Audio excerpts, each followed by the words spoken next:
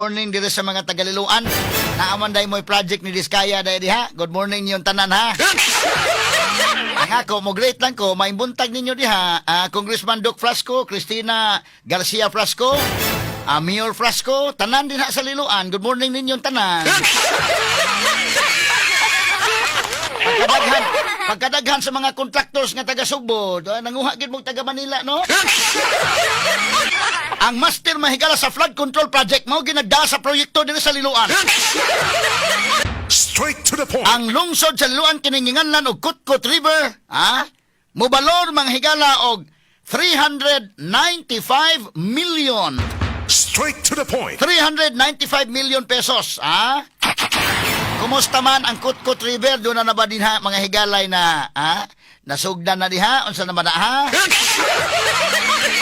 Ang akong katingandaan lang, kung maghisgot ang contractors, maghisgot ang mahigala mga construction firms.